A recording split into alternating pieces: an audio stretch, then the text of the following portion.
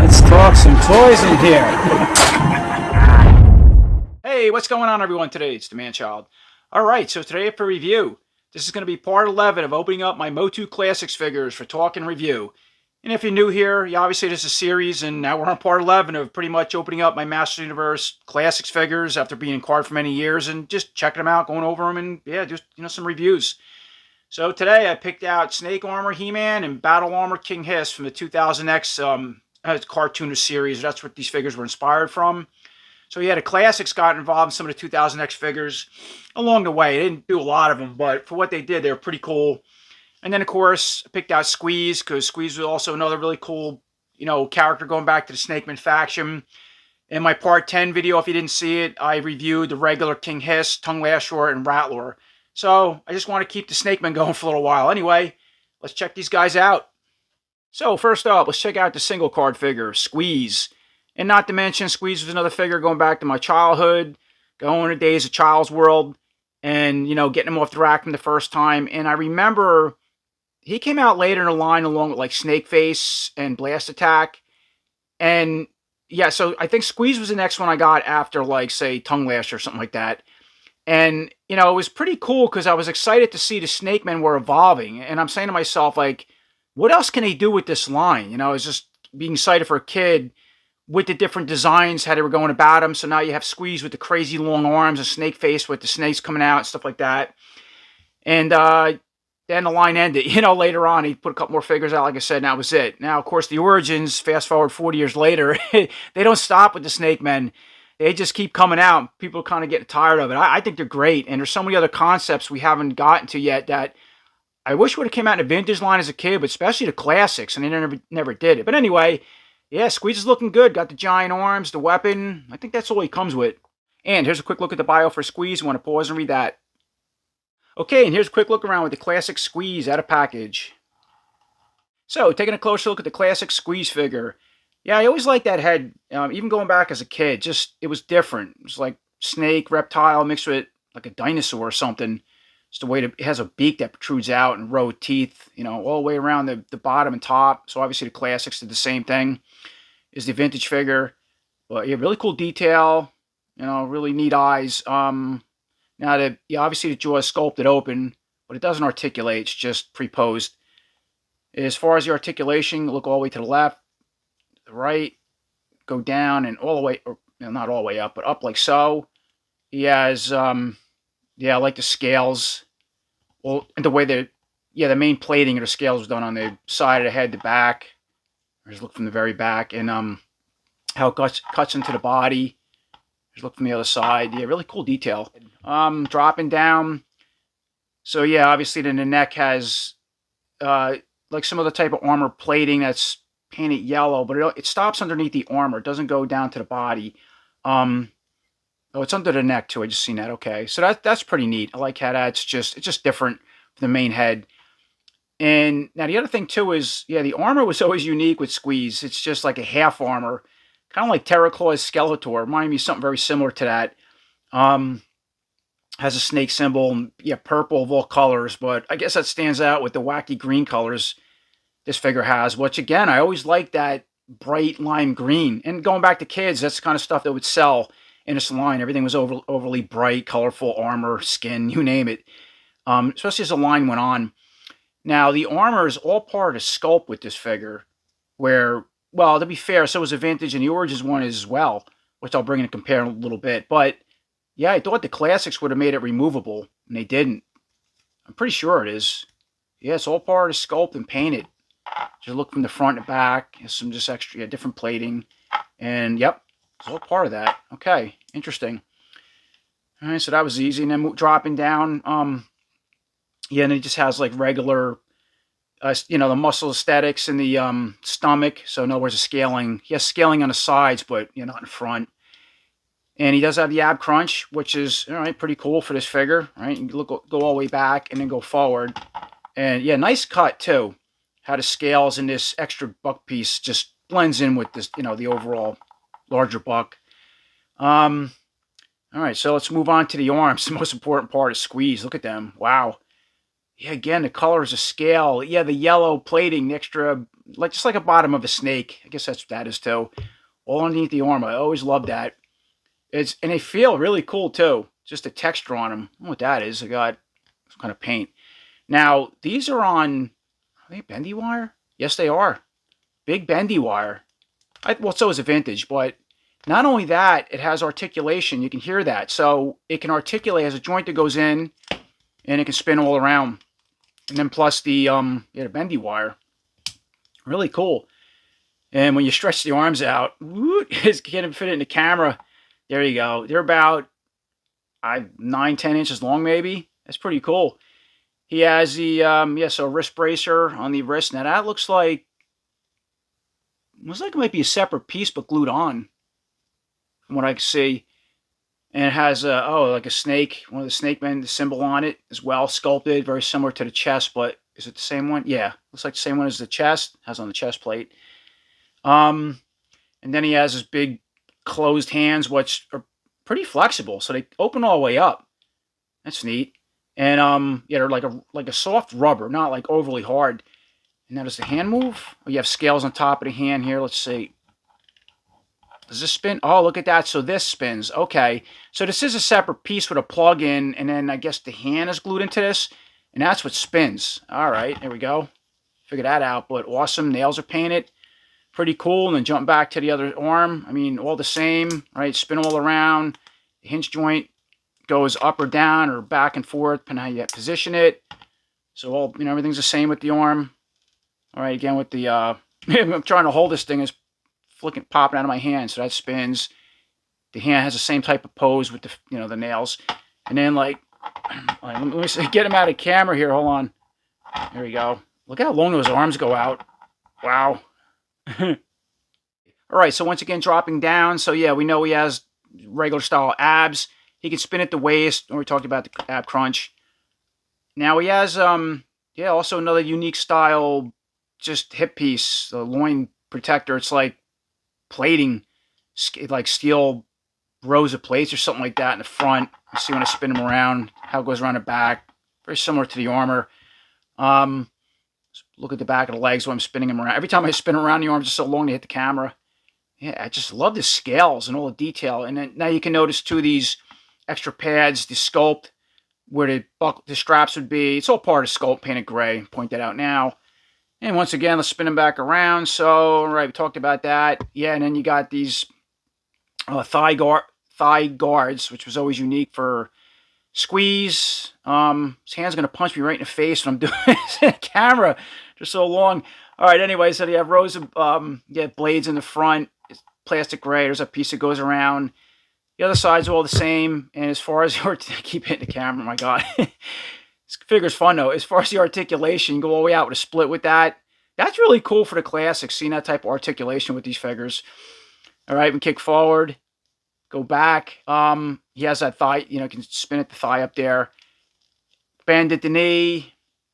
Spin him around again. The legs are all the same. Test it out. He's been in package for a while. Kick forward. Even with this piece, it hinders it with this, the loin protector on, but it still works pretty well. And what else? Spins there. And then dropping down. Then he has those big space boots. That's, good detail. Again, for the classics, just, so it has the plates in the front that are painted orange to match the loin protector piece. And then obviously everything else is gray to match these upper pieces on the thighs. And there's a detail on them. I even have extra silver, I guess some type of lacing or bolts or something holding the boot together. Extra detail up here, like rivets and stuff. And then, and you can spin at the boot, I think. Yep, boot spins. And I keep hitting the camera. And the foot can go up and down and rock side to side. And the other side's all the same. Wow, this figure is difficult to work with. And then as far as Squeeze's accessories, of course, he comes with that weird-looking snake axe or staff or something. Never understood what this is supposed to be. But tail's coiled up.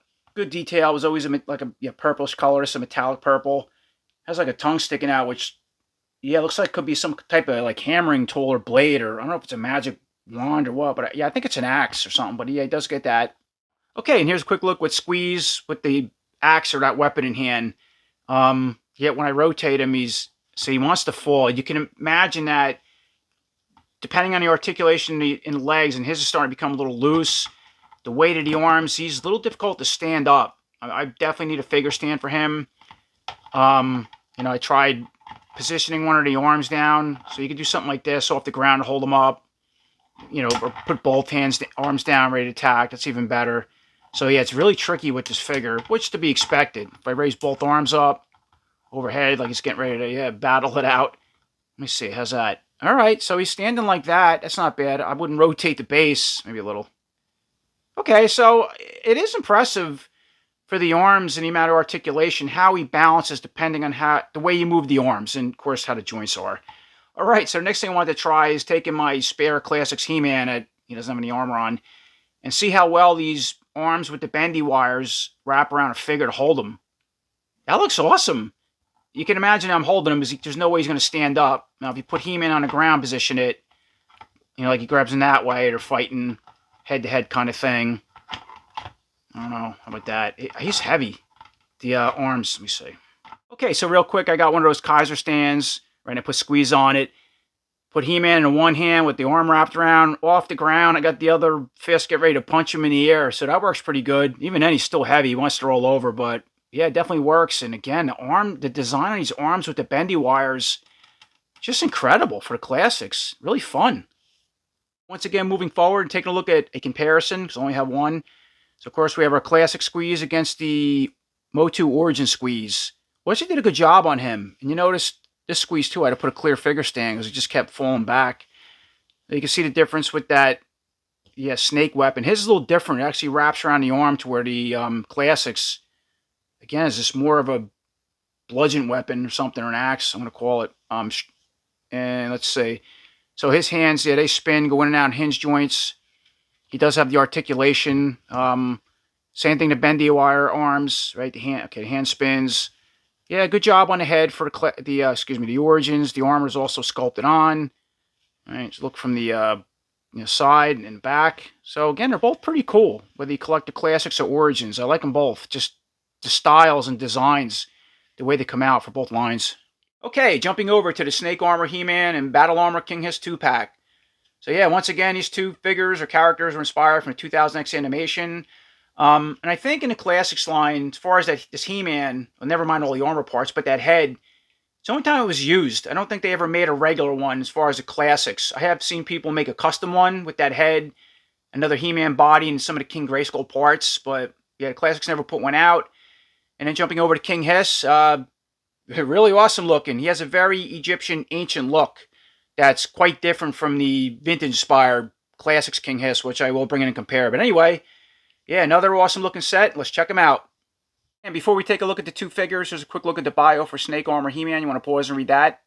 And then, of course, there's a look at the Battle Armor King Hiss bio. And here's a quick look around at Snake Armor He-Man and all his accessories. So, taking a closer look at the classic Snake Armor He-Man face and head sculpt. Yeah, I always liked that head and the overall face design for that 2000X He-Man. Kind of reminds me of your typical, I don't know, characters or warriors you would see in movies from the late 90s and early 2000s with the hairstyles and stuff like that. But he also kind of reminds me a little bit of the movie He-Man or Dolph Lundgren's character mixed with, you know, somewhat of your typical vintage-inspired face. I kind of think that's what they were going for with that head. But anyway, the Classics did a good job with it as far as the overall facial expression, which is neutral, the color of the eyes, the hair, the colors. All right, just look at the sculpt, colors from the side. Get good details on the back and goes all the way down to shoulders like He-Man hair would. Go back to the vintage figure concept. And as far as the articulation with this head, look all the way to the left. Go to the right. Chin does hit this arm a little bit, but it's still soft enough to move it. You can look all somewhat down and up. All right, dropping down to his snake armor setup, right? The most notable part of this He-Man aside the newer head sculpt. Yeah, that's impressive looking. There's a lot to look at. It really catches your eye.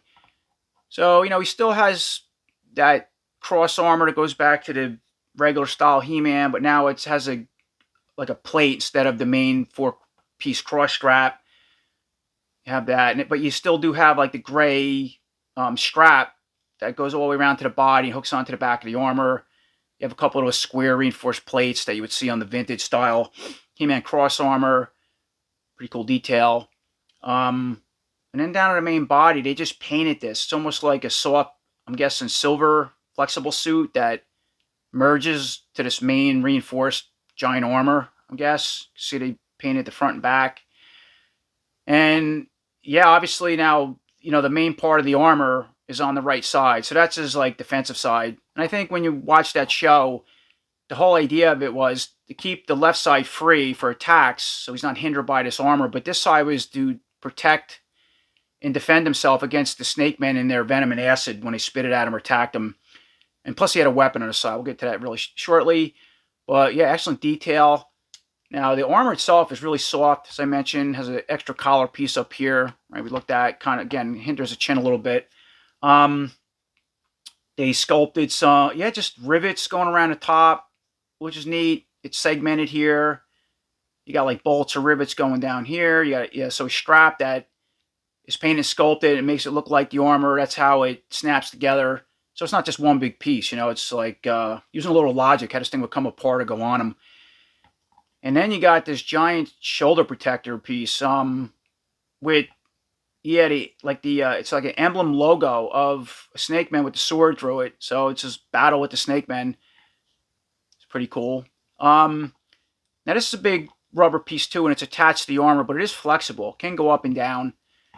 And then looking at the arm itself, so then he has the arm is protected in all this plating, like segmented plating, I guess, that helps with his, flexibility on an arm. And then it goes down to the bicep, you can see, and then all the way down to the forearm, also has some straps.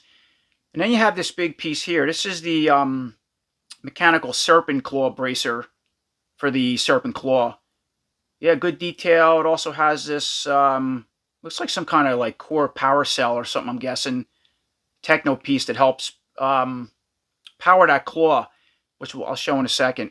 Anyway, as far as the articulation with this arm and the shoulder piece, you can go all the way up, somewhat up, down, forward, back. You have the bicep swivel. And of course, you can bend this arm as far as you can go to the chest up at the face. Yeah, very limited, obviously. All right. What out? Oh, you did that back. All right, that's the best you can really do with it. And there's all right, so we looked at that, and then back to this piece, and we talked about that. So this looks like it's glued onto the arm. Even the colors are a little different. You can see the main, the armor. This is silver, and this is a darker gray color, match this. But it's all part of it. And then dropping down, he has a regular gripping style hand for weapons, and that can spin somewhat, but it does get hindered by this serpent claw bracer. All right, so that being said, then, all right, so he does have the ab crunch, right, with this piece. You can spin at the waist. Let's check that out. And taking a look at the back, so here's a better look at the main armor. He also has a holder for the sword. We'll get to that later. And you can see again where that cross strap comes around, and it hooks to the armor. Now, all right, so we talked about, so this is all painted silver. The arm, this is a separate piece, by the way, going all the way around the body. But it doesn't come off. It's like, it's connected here from what I can see and glued on or something. It's not like a piece that, I don't think. Yeah, without breaking it and popping and pulling the whole armor off. And then if you did, you're just going to see this piece is just painted silver up to here again. And from what I can see, I think, yeah, if you pull the armor back, you can just see the tan skin. So that's how they went about it. All right. What else? I'm still looking at this. So going back to the serpent's claw, let me bring that weapon right in. All right, so here's a look at that. And it just plugs right into the arm. Very simple. Doesn't matter which way you plug it in. But, yeah, we went back to the show. That was obviously his grabbing weapon. What was interesting in the show, it would fire out from this bracer, and it had an extension, a piece that would go as long as he wanted it to go. And I think it was like the idea of metal was nanotechnology, manipulation of matter. So it could fire as long as he wanted to, and it would grab Snake Man, whoever he was fighting, by the neck or the arms. Now, I kind of wish they would have made an extension piece for that, or two of them, or just a piece that would snap on here so you could put the short piece when it was retracted, and then a longer piece to give it that effect. I might try to custom make something painted gold, because I'd like to see something like that. Anyway, so that's how it sticks there. It is kind of flexible. You don't want to over flex it because you'll snap this. but enough to get around a figure's neck or arm. And now there's a look with that. Okay, at least flexibility, how it would work. And he's pointing forward, so. All right, so that's that being said, and then what else? And then moving back over to the left side, right? Just a typical Classics He-Man arm, articulation up, down.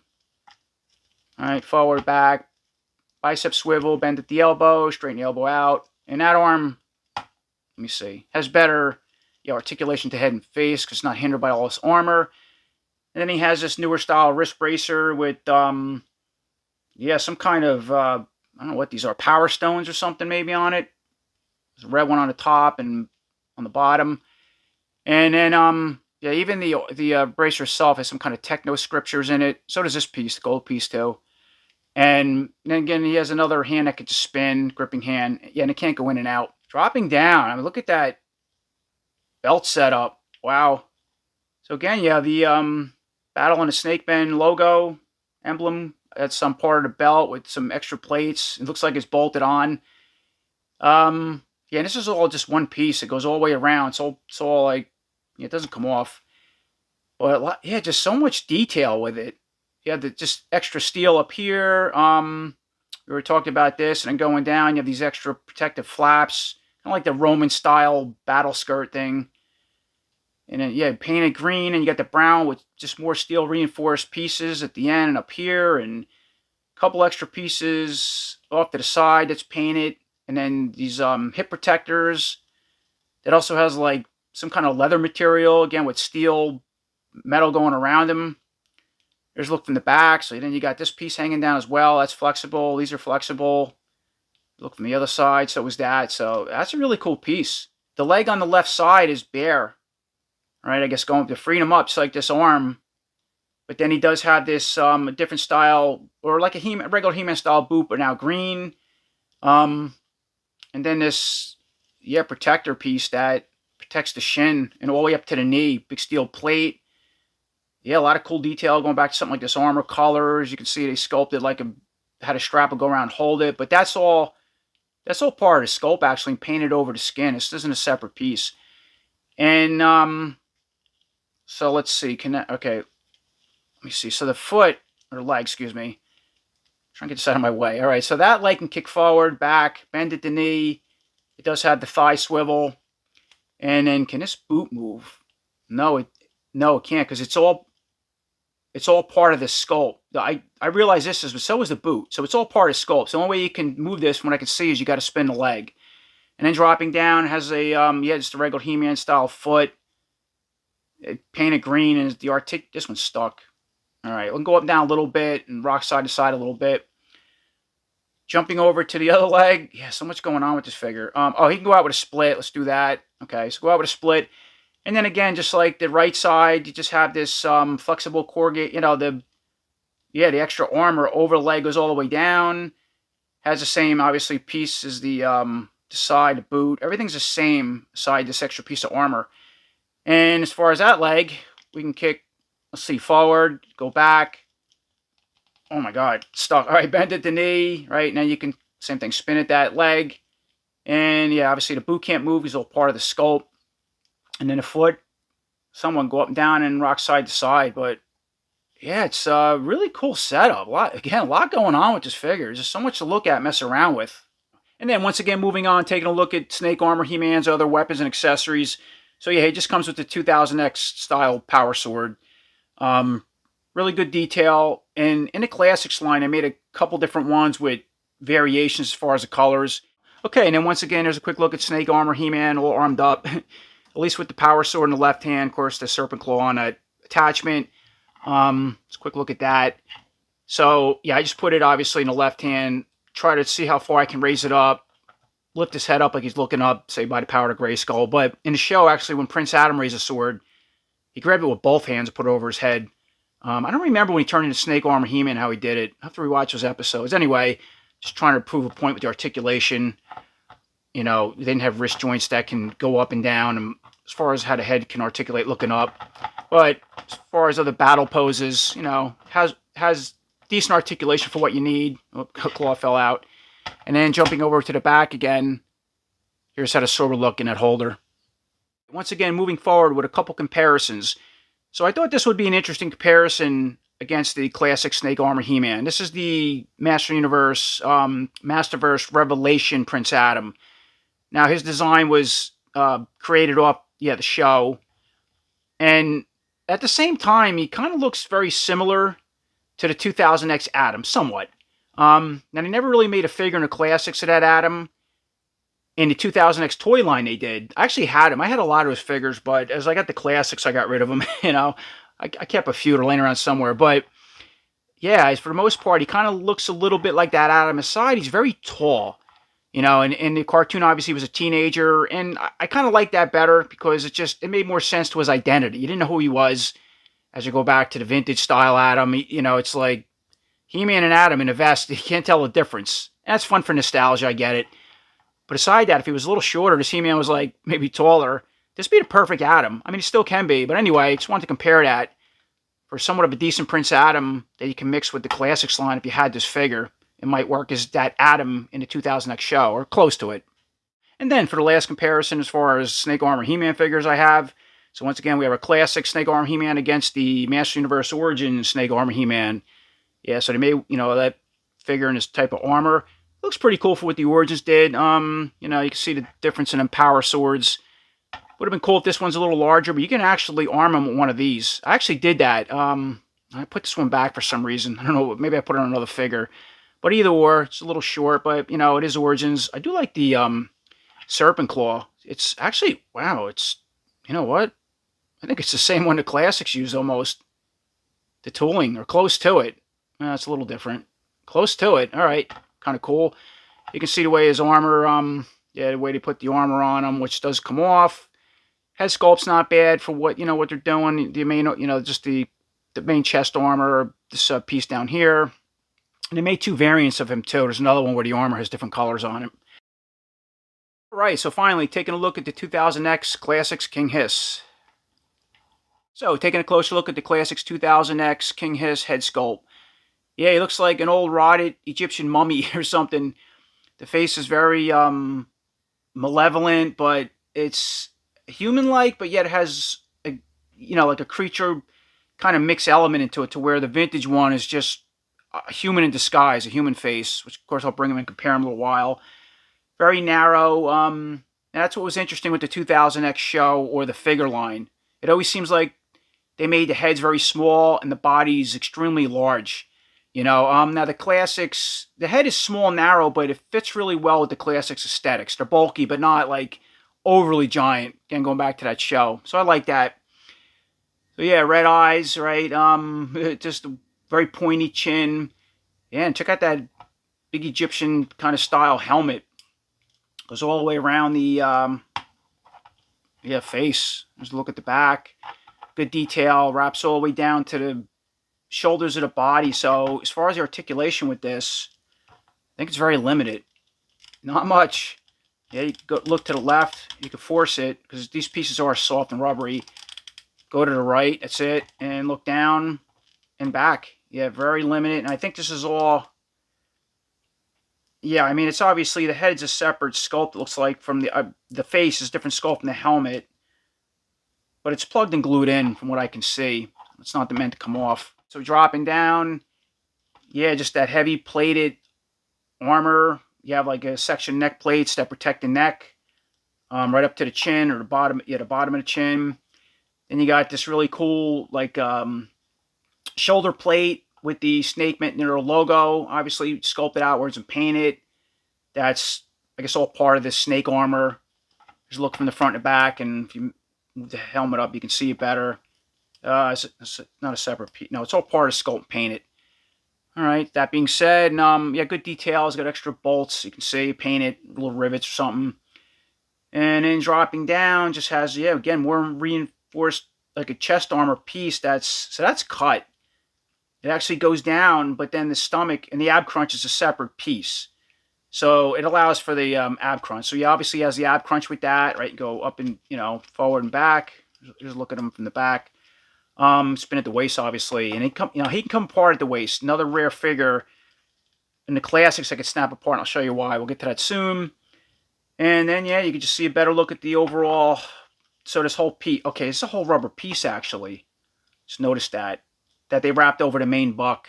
I don't think it comes off. Spinning them around so you can see here. Now the back is very identical to the vintage inspired King Hiss Classics one.